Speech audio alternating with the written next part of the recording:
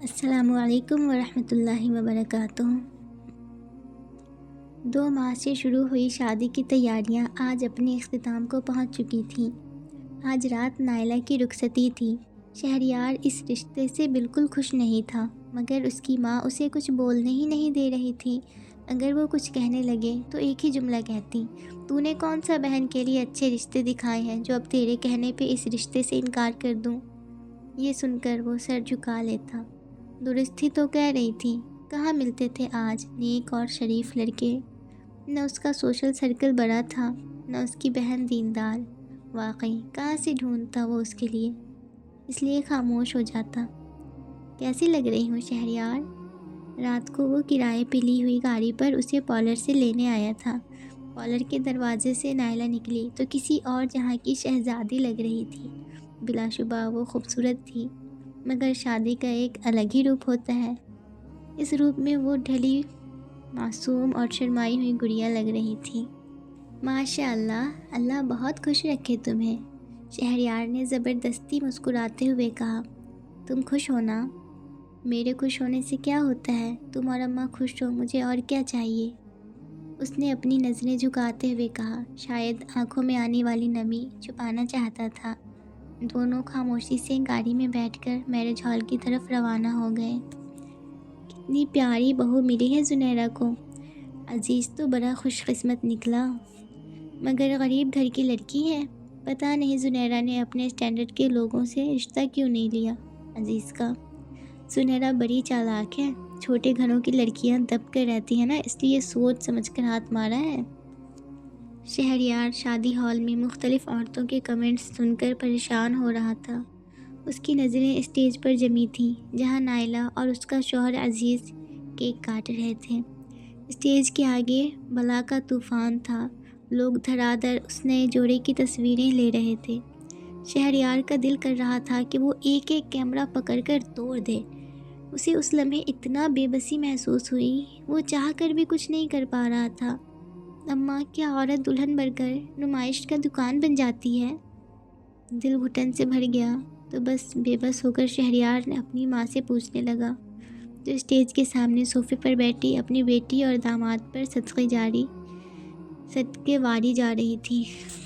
چپ کر جا، اب کیا بندہ خوشی بھی نہ منائے؟ اس کی ماں نے اسے جھڑکتے ہوئے کہا۔ یہ دلہن کا بھائی ہے تو یہ مولوی لگتا ہے۔ مولوی تو پردے کے بڑے سخت ہوتے ہیں، آج بس نام کے مولوی رہ گئے ہیں۔ ان کو دین بس مسجدوں میں ہی یاد آتا ہے، ورنہ کیا بہن کی شادی ایسی جگہ کرتا؟ باراتیوں میں دو عورتیں شہریار سے کچھ فاصلے پر کھڑی اس کے متعلق باتیں کر رہی تھی، جنہیں اس نے سن لیا تھا۔ اس لمحے اسے شدید دکھ ہوا تھا۔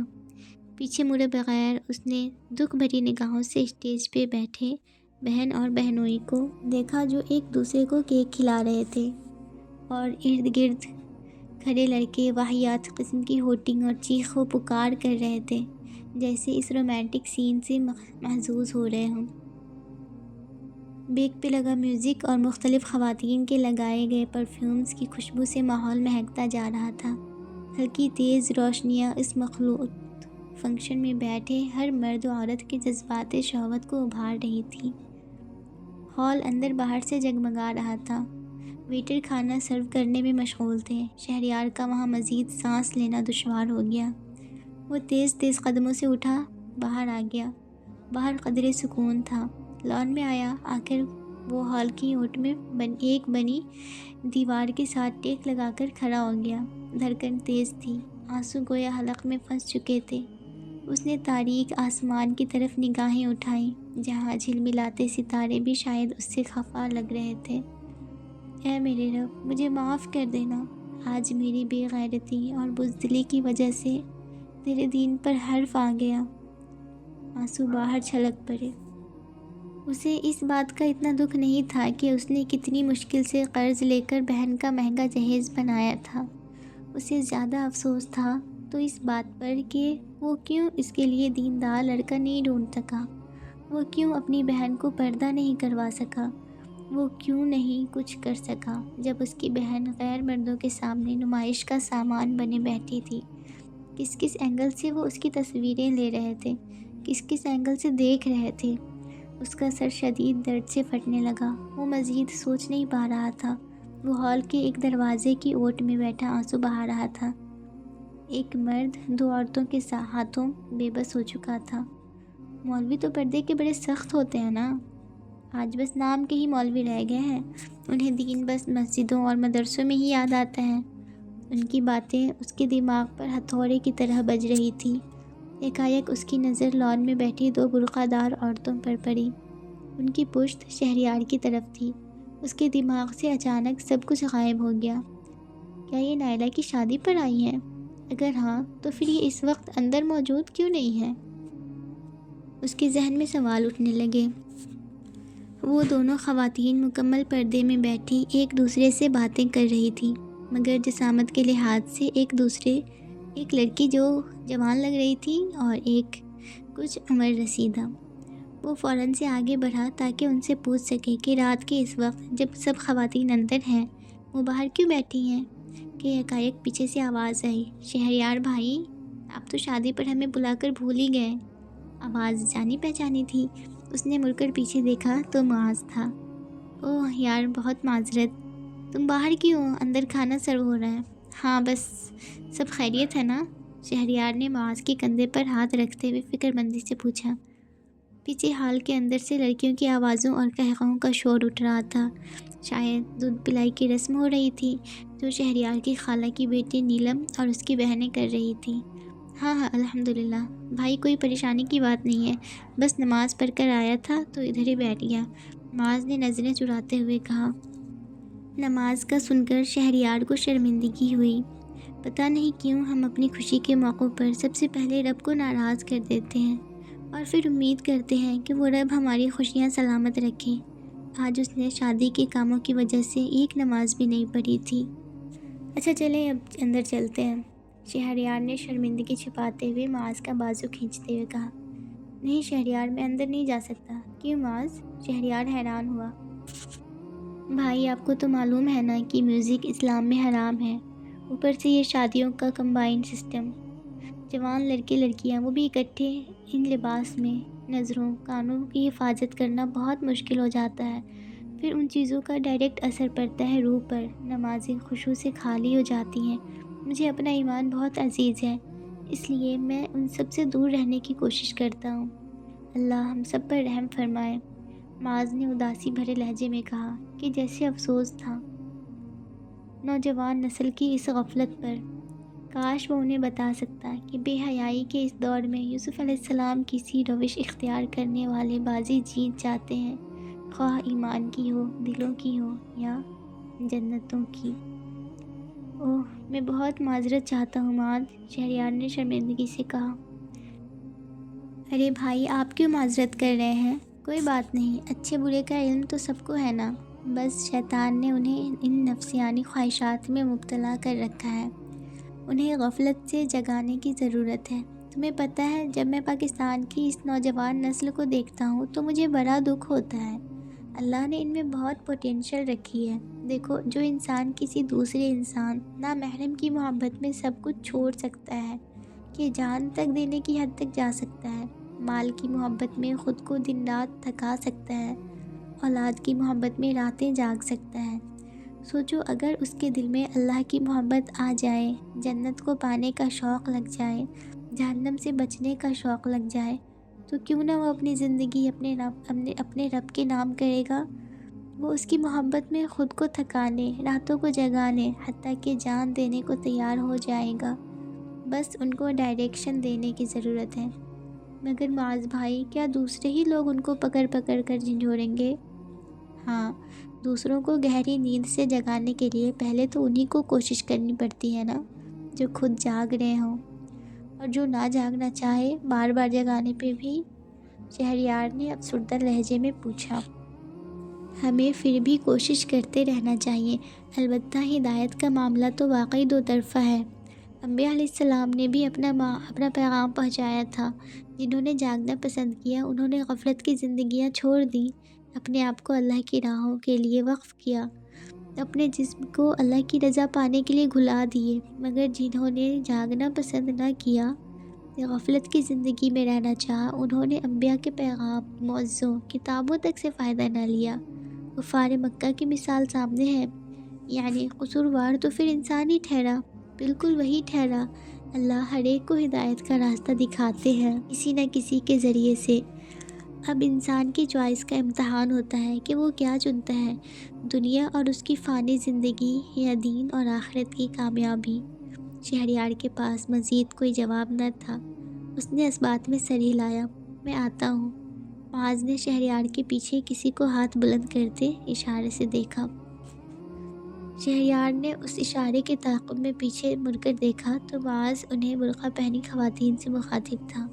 یہ آپ کے ساتھ ہے؟ جی جناب، آپ بھول گئے؟ آپ نے مجھے فیملی کے ساتھ انوائٹ کیا تھا، معاذ نے مسکراتے ہوئے کہا۔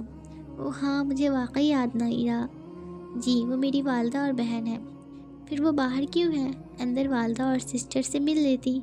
شہریار کو سمجھ نہیں آیا کہ وہ کیا کہے۔ شہریار، جس وجہ سے میں باہر ہوں وہ بھی اسی وجہ سے باہر بیٹھی ہے۔ مجھے بہت شرمندگی ہو رہی ہے معاذ، تم بہت خوش قسمت ہو کہ تمہاری فیملی دین پر عمل پیرا ہے۔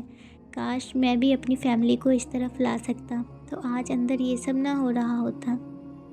میرے باہر آنے کی وجہ بھی یہی فحاشی تھی، شہریار نے روحانسی انداز میں کہا۔